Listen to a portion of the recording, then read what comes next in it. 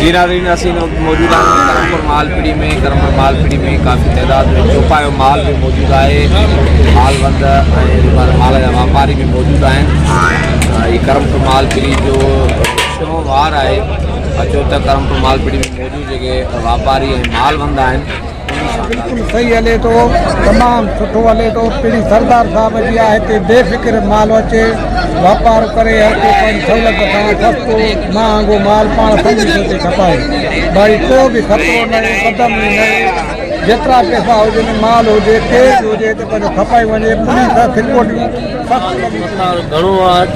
अॼु माण्हू घणा आहिनि माशाअल्लाह। माल भी भलो आयो आहे, फर्स्ट क्लास नमूने माल वॾो आहे, नंढो आहे, मेवूं आहिनि, गाओ माल आहे।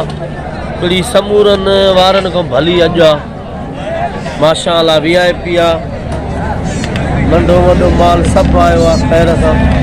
अलाह भलाई कंदो मालिकनि जी पीड़ी आहे। सही आहे माशाअल्लाह, ज़बरदस्त जेको आहे हले अलाह करे कामयाबु थिए। बि टाइम बि सही हले थो माशाअल्लाह। हलो आहे इलाइक़े लाइ, माण्हुनि लाइ, इलाइक़े वास्ते लाइ ज़बरदस्त सुठी ॻाल्हि आहे। किथां आया हो? ऐं क़रमपुर खां।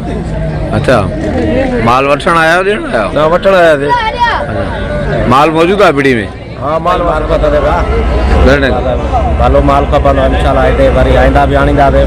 किथां आया हो? नौंदरे खां आया आहियूं। माल आंदो अथव? माल आंदो आहियो, हर वार ते लाईंदा आहियूं माल हिते माशाअल्लाह। पीड़ी भली आहे हिते, रोज़गार थिए थो, खणी था अचूं।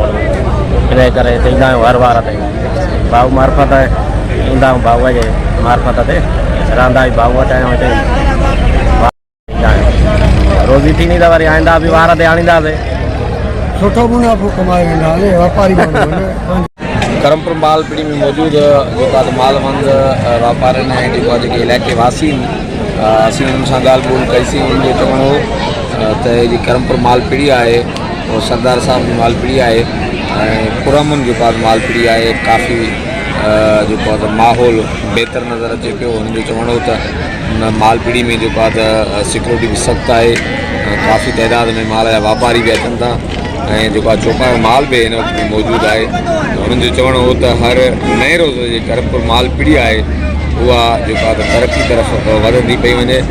उमेदु आहे त जेको आहे क़रमपुर मालपीड़ी जेकी आहे अॻिते हली करे जेका तारीख़ी मालपीड़ी साबित थींदी। कैमरामैन टीम सां गॾु जावेद उस्मान बिजाणी, जेके न्यूज़।